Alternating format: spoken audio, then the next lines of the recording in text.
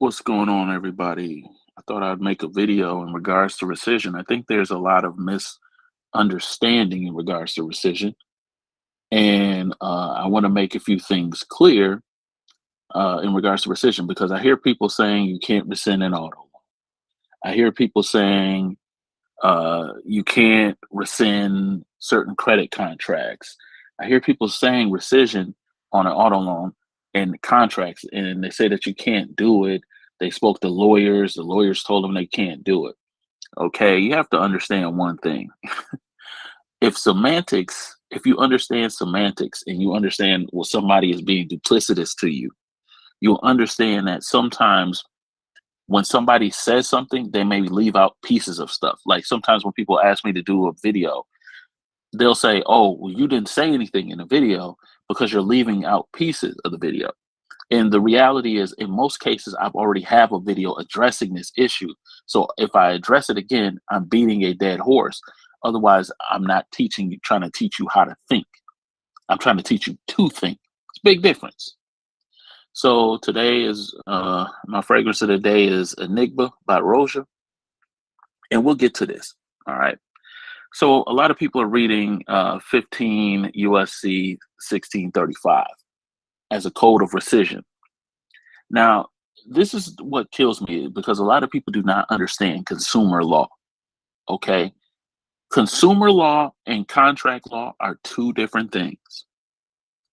So when you're trying to use consumer law and contracts, you have to understand there's a difference. So there's nuances that people are missing in regards to rescission. You can rescind any contract. I mean, any contract. There's no such thing as an auto loan. There's no such thing as a mortgage loan. There is a mortgage and then there is a installment agreement. These things are not auto loans. Okay. So I've seen this on the internet where attorneys will tell you, oh, you can't rescind a auto loan. But see, you don't understand that the attorney is playing you because it's not an auto loan. It's an installment contract. So it's an investment security. Okay. And we'll go over that on this call. So the right of when you understand contract law, you understand how to enforce consumer law. Most people on here are making videos, they're giving you all these statutes and they're just reading off these statutes and they really don't know how to apply them or enforce them. You should not be seeking enforcement of statutes like the FDCPA or the FCRA or the Truth in Lending Act until you understand them and read the whole Truth in Lending Act. A rescission does not have to be done under the Truth in Lending Act. So when you go over this, it says the disclosure of obligor's rights to rescind. As soon as you enter in a contract, there are certain disclosures that are supposed to be provided to you. If these disclosures are not provided to you, you have to either raise these issues or withdraw your performance until these issues are cured. Just because you send a notice to a lender saying, I want to rescind, that does not give you the right to rescind. At sometimes you have to say, hey, I've been studying the statutes, I've been studying the law, and from my study of the law, it seems that I'm going to withhold payment until we work this out. I'm certain there are certain disclosures that were supposed to be provided to me, and they were not provided to me. So I'm going to ask you to cease collection until these disclosures are provided for me, and then you can set up what is called either a conditional acceptance. You can set up an acceptance with pending acceptance on the completion of this project, or the completion of the sending of these required notices by law. Or if the lender doesn't do that, you can withdraw your performance from the contract. So when people are reading statutes are not making the law. You are the law. You have to hold these people to the law. Okay? Just because you put statutes in a letter, that doesn't mean shit. You see what I'm saying? It doesn't mean shit to them. They get these letters every day. So just imagine somebody dealing with 1,000 loans. So I have a great video that I'm going to be selling for $150, and it'll show you all of this stuff. Like I break down everything from the straw man and all of that stuff in the video, how you've been deceived. And I have a few law classes that are for sale too. But when I'm going to get into this call, I mean, a call. I'm sorry, I'm not even on a call. When I would get into this video, is I want you to understand that everything is contract. These statutes of the FDCPA, the FCRA, these people telling you they get $1,000 per violation. None of that shit matters. None of that shit matters because that's pennies to what you could get if you structure a contract correctly and if you start holding people to specific performance. The problem what most people have is you allow the bank to hold you to specific performance, but you never hold them to specific performance. So a contract is dynamic in nature, meaning you could be the one on the short end of the contract one day, and the next day you could be the person that's controlling the contract. So I always tell people, instead of learning consumer law, it's best to learn contract law. And sometimes people ask me what books are good to read. And to me, just understanding the terms will expand your knowledge. Meaning, I don't have to read a book to tell me contract law. Now, I've been gifted in certain ways to be able to decipher and disseminate and break down information very easily. Luckily, but I put a lot of work into building my strength, building this strength up. So it's telling you in the section A of this section, the disclosure of obligor's rights to rescind, except as otherwise provided in this section, in the case of any consumer credit transaction, including opening or increasing the credit limit for an open-end credit plan in which a security interest, including any such interest arising by operation of law, is or will be retained or acquired in any property which is used as the principal dwelling of a person to whom credit is extended. The obligor shall have the right to rescind the transaction until midnight of the third business day of the following of the consummation of the transaction. Now, you have to look up the term consummation because it's people telling you, and I know they're reading the Jensen case. So they're reading the Jensen case. And in the Jensen case, it tells you that you have 3 years. Okay. The 3 years arise from the closing of the contract. Now you have to understand what consummation means in law. Consummation in law means completion. Okay. Completion.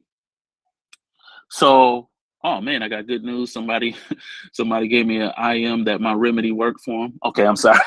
That's always good news. Okay, so consummation means completion. That means the maturity. So you have 3 years from the maturity to rescind. Okay, so it's not 3 years as in the Jensen case. This is why I tell you that listening to court opinions will F you up because some of these judges don't always have the citizen's best interest at hand. They want to keep the system going because if you had perfect law, there wouldn't be any need for lawyers. Okay, so a lot of times people don't understand that. Man, that's good news. I'm sorry. Oh man, I'm glad. I love hearing good news. I love when people get remedy. All right, so consummation of the transaction or the delivery of the information of rescission forms required under this section together with a statement containing the material disclosures required under the subchapter, which is later by notifying the creditor in accordance with the regulation of the bureaus of his intention to do so, the creditor shall clearly and conspicuously disclose in accordance with the regulation of the bureau to any obligor in a transaction subject to this section the rights of the obligor under the section. The creditor shall also provide, in accordance with the regulation of the bureau, appropriate forms for the obligor to exercise his rights to rescind any transaction subject to this section. Now, when people say, I didn't get my disclosure, I didn't get my disclosure, I didn't get my disclosure, Okay, you have to understand when you do a car loan, when you do a mortgage loan, it is not a contract, okay? It is an investment security. So this is why the consumer law is there as it's like a protection. Uh and it's not even a protection for you. You think it's a protection for you. It isn't. It's a protection for people who trade investment securities to mitigate loss. That's why they get you into these FDCPA or FCRA arguments. Because if I can steal your house and then you only come after me for $7,000, but your house is worth $280,000, who won? I did. So since people don't understand deception, I always know when I'm deceived. Sometimes I just need entertainment. Sometimes I know when somebody's playing me. I just need the entertainment. You can see when somebody is deceiving you. And the FCRA, the Dodd-Frank Act, the Truth in Lending Act, these are all created by lawyers. So it's to mitigate the loss of the transfer or the person that is receiving chattel paper. Because if the person who is receiving chattel paper is exposed to loss, they're not going to want to trade chattel paper at a high rate because the government is not protecting them. Do you understand the FCRA now? Do you understand the FDCPA now? It ain't for you. It's for the people. It's the third party debt collectors. It's the people who are trading chattel paper. It's for them. You're thinking that you're a consumer. It's not for you. Okay. And I want you to understand that. So this is yeah, it's the limit to because if you're in a contract with these people, you could sue the hell out of them because you have a proprietary interest. You have the first lien on everything. So all right. So return of money or property following rescission. When an obligor his right to rescind under Section A, he is not liable for any finance or other charge and any security interest given by the obligor, okay, including any such interest arising by the operation of law becomes void such a rescission. Within 20 days of the receipt of the notice of rescission, the creditor shall return the obligor any money or property given as earnest money, down payment, or otherwise, and shall take any necessary or appropriate uh, uh, to reflect the termination of the security interest created under the transaction. If the creditor has delivered any property to the obligor may retain possession of it.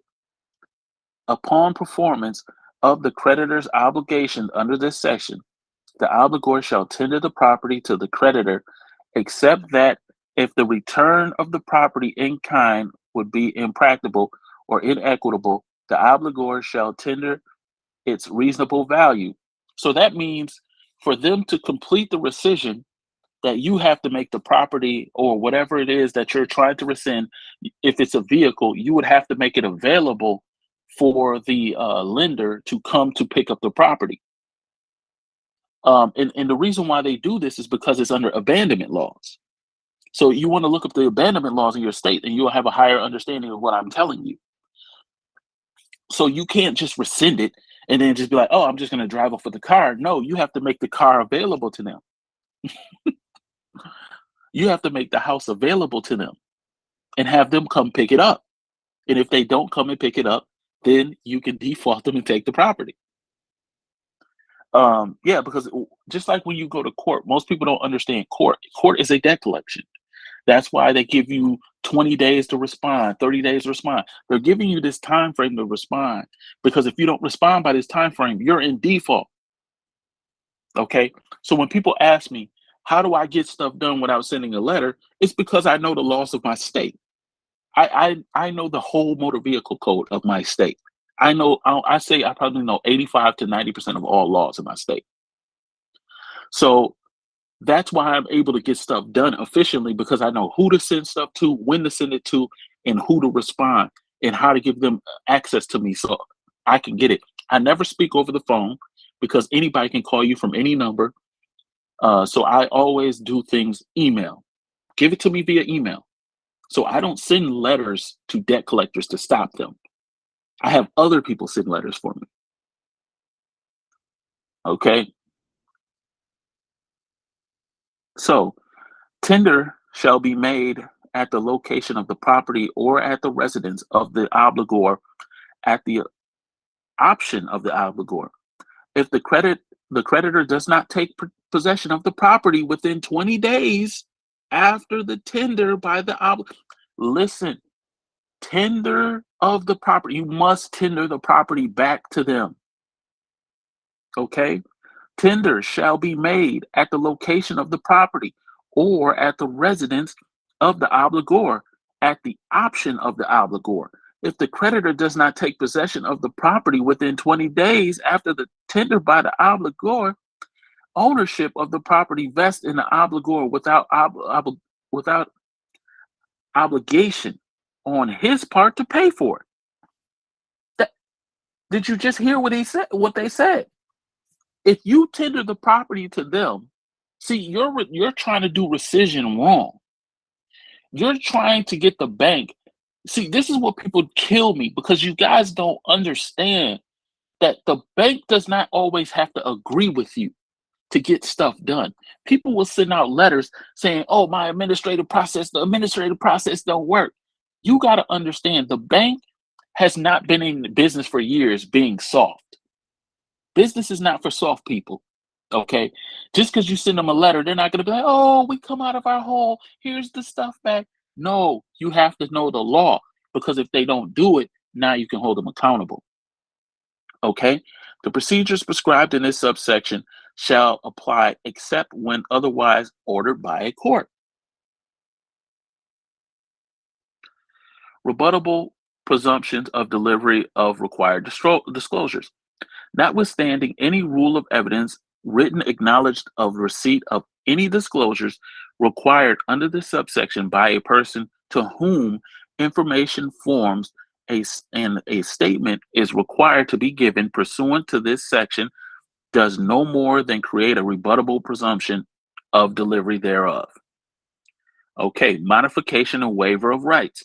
The Bureau may, if it finds such action is necessary in order to permit homeowners to meet bona fide personal financial emergencies, prescribe regulations authorizing the modification or waiver of any rights created under this section to the extent and under the circumstances set forth in those regulations. So even when you're doing rescission, if you're in foreclosure, you have a right of rescission.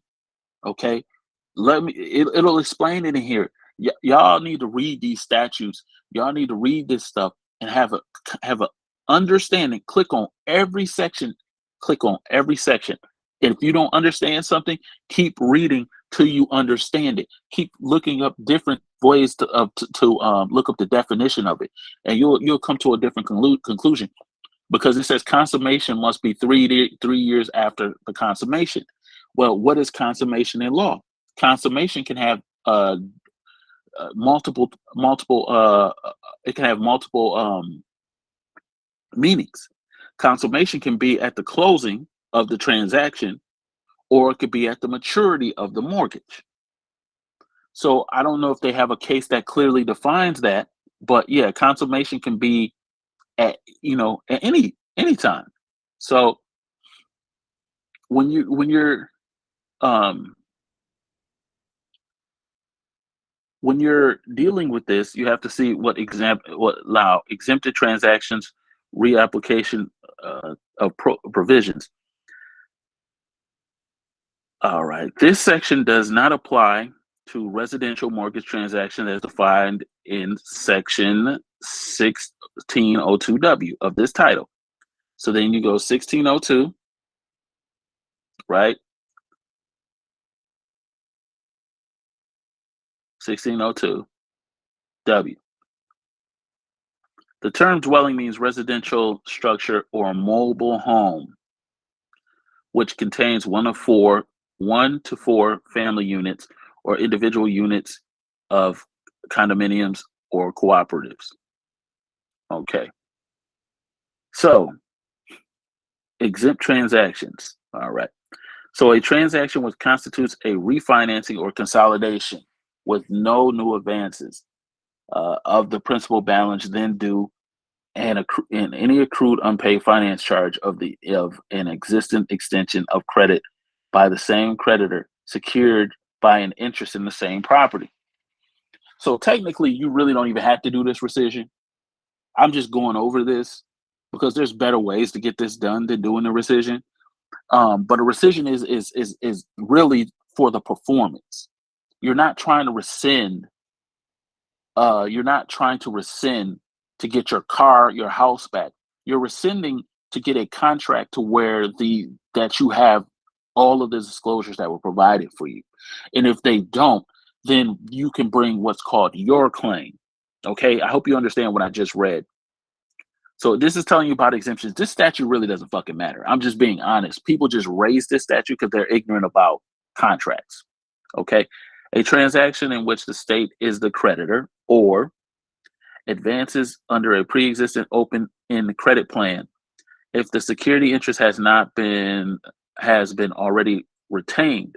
Now, how many open-end credit plans have a security interest? Like, like cards like self-lender and stuff like that, where people are trying to rebuild their credit or mismanage their credit. These are the cards they use, which is secured cards. An open-ended credit card is usually an unsecured credit card, unless it's a secured credit card. But you can secure a open-ended credit. You can secure a unsecured credit card, but I'm not getting into that on this call. All right, so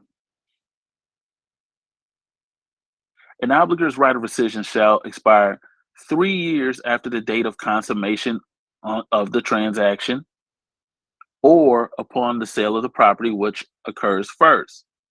Now, here's the issue.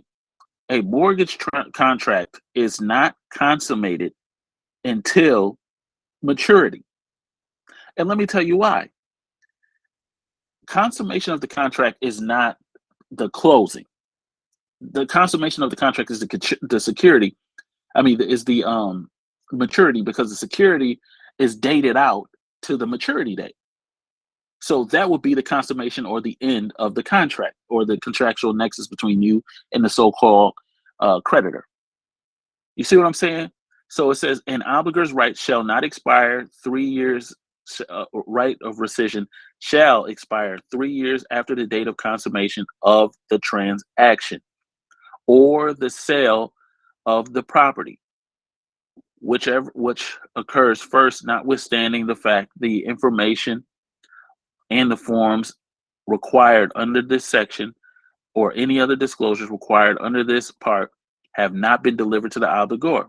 So if they haven't delivered that, you can still raise it, except that if any agency empowered to enforce the provision of this subchapter institutes a proceeding to enforce the provisions of this section within 3 years after the date of consummation of the transaction.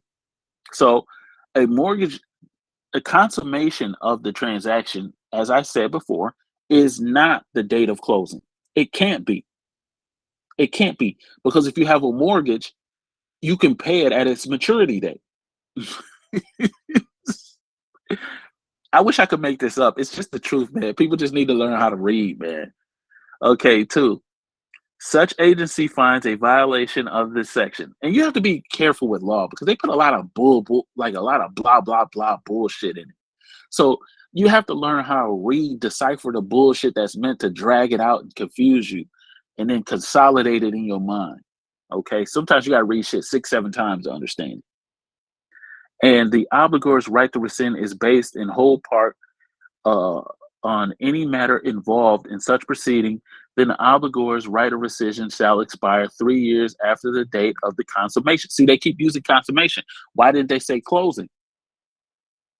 Because if there's a difference between a consummation and a closing of the transaction or upon earlier sale of the property. See, they're talking about a foreclosure. There's no such thing as a foreclosure. A foreclosure is a forfeiture. It is a civil asset forfeiture. There's no such thing as a foreclosure. Your rights are not foreclosed in a property because you have to maturity to claim it. or the proceeds from the note, because the collateral. See, when you're dealing in foreclosures or car loans, you're not dealing in a car loan. The car is not the asset. And I told y'all in one of my videos, I found this out by filing a case in district court. The car is not an asset. It's the contract. That's the asset. So the mortgage, the note, the deed of trust, these are assets. This is what this is talking about. This ain't talking about your house. You see what I'm saying? You're thinking the house, and they don't give a damn about your house because you transferred it to the bank. They're talking about your interest in this security. You see what I'm saying? And a lot of times people get that confused. So I had to learn it the hard way. Just like I said, everything I had to learn the hard way. You guys luckily can learn it the easy way. You have to remember that the house and the contract are two separate things. They can foreclose because they run an eviction process, and people do not understand civil procedure. So since most people don't understand civil procedure, they don't understand that they're being evicted in their house illegally, and they don't know how to challenge it. So remember, the mortgage and all of the documents are separate from the house. So they can foreclose, use a court procedure and transfer you out of the house. You see what I'm saying? But they can't get you out of the security interest in your mortgage. So that means if you were foreclosed on, you can always go back and file a claim and say that the proper disclosures were not there, and they need to either restore me back to my I have a right of rescission, and they need to restore me back to where I was before, because the contract they attempted to end the contract. This works for evictions too, because it's the same thing. Or upon the expiration of one following the conclusion of the proceeding, or any judicial review or period for judicial review thereof, whichever is later. All right. So additional relief. Any action in which it is determined that the creditor has violated this section, in addition to rescission, the court may award relief under 1640 of this title. Civil liability. Okay. Now, this is where I'm not going to read all this stuff because I'm not going to be on here doing all this, but you want to look at 15 USC subsection 1640 for civil liability. I personally don't like their citations. So like if I'm dealing with a so-called debt collector, so-called creditor, I might cite statutes, but I'm not looking to enforce those statutes. I'm looking to create my own contract, because then I could take my own contract in court and sue under either state law or federal law. Depends on when I feel like it. I don't need the FDCPA. I don't even need to know all these statutes because they don't matter to me, because I know contract law. So it's completely different. So for violations of this subchapter and not relating to the right to rescind. Okay, limitation on rescission. An obligor shall have no rights of rescission arising solely from the form of written notice used by the creditor to inform the obligor of the rights of the obligors under this section. If the creditor provided the obligor the appropriate form of written notice published and adopted by the Bureau, or a comparable written notice of rights of the obligor that was properly completed by the creditor and otherwise complied with all other requirements of this section regarding notice.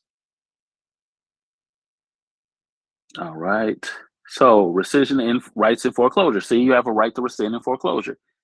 Notwithstanding section 1649 of this title and subject to the time period provided in subsection F, in addition to any other right of rescission under this section for a transaction after the initiation of any judicial or non-judicial foreclosure process on the primary dwelling of the obligor, securing an extension of credit, the obligor shall have the right to rescind. So if you're in foreclosure, this is when, see, people be sending notices to rescind prior and they're not in foreclosure, you have to wait till you're in foreclosure to send a right to rescind on certain on foreclosure trials. You see what I'm saying? So, but you do have to know how to put it together, and there's other ways to get in your property where it doesn't have to get that deep. But equivalent to the equivalent to other rescission rights provided in this section, if a mortgage broker fee is not included in the finance charge in accordance with the laws and regulations in effect at the time the consumer credit was consummated. See? So they're saying that consummation is closing, or the form. So the context is not defined. What does consummation mean? Does it mean closing, or does it mean maturity date? Okay, the form of a rescission for the transaction is not appropriate form of written notice published and adopted by a bureau or a comparable written notice, and otherwise complied with all requirements of this section regarding notice.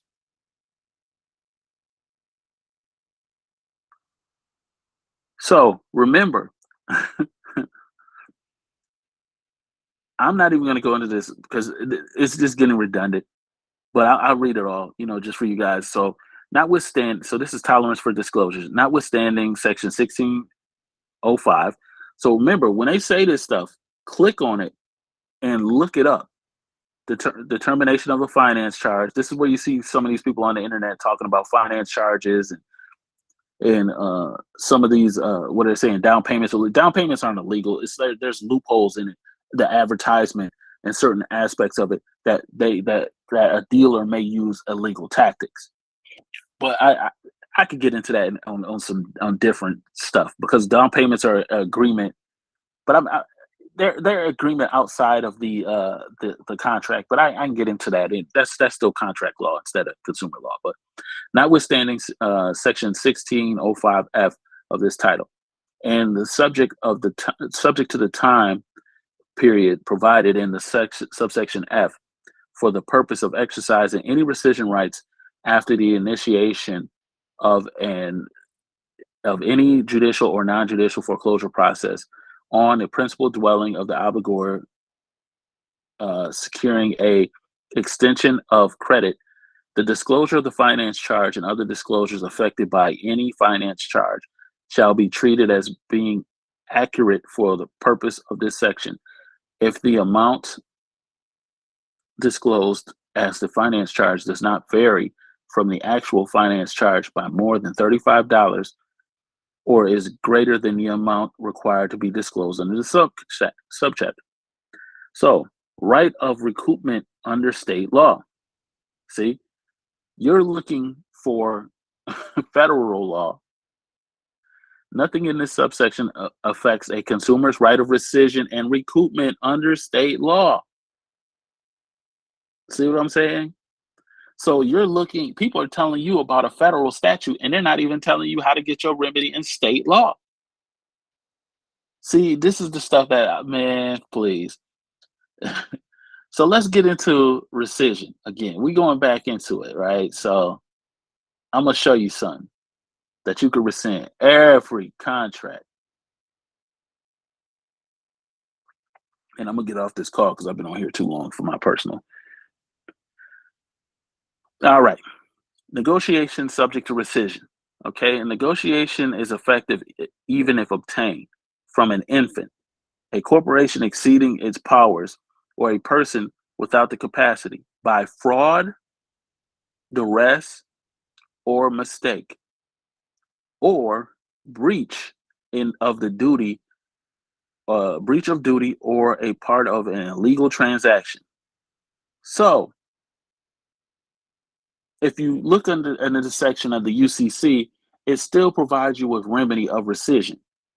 You don't have to bring it up under consumer law. You could just look it up under the UCC and bring it up. Now, I know most people are going to try to file this in the court, and they're going to do it wrong, and they're still going to take an L. But I figured I'll show you this, okay? Because there's a way you have to structure this to where you won't be arguing with the other party. you'll just be going ahead and rescinding yourself from the contract, and then if you have to go to court, using the court just as a public record. Okay, to the extent permitted by law, negotiation may be rescinded or may be subject to other remedies, but those remedies may not be asserted against a subsequent holder in due course, or a person paying the instrument in good faith and without knowledge of the facts that are basis for rescission or other remedy. Okay, so we're going to get into something else, and then I'm going to close down this. Now, when you're getting into these contracts, you must keep in mind that they're unilateral contracts. You're not in contract with the bank. Okay, you're really not in contract with anybody but yourself. And this is why people don't understand rescission, and they don't know how to structure it if they have to go into court. Because if you're going into court, there's ways to do this rescission to where the other side is not needed. They can't show up.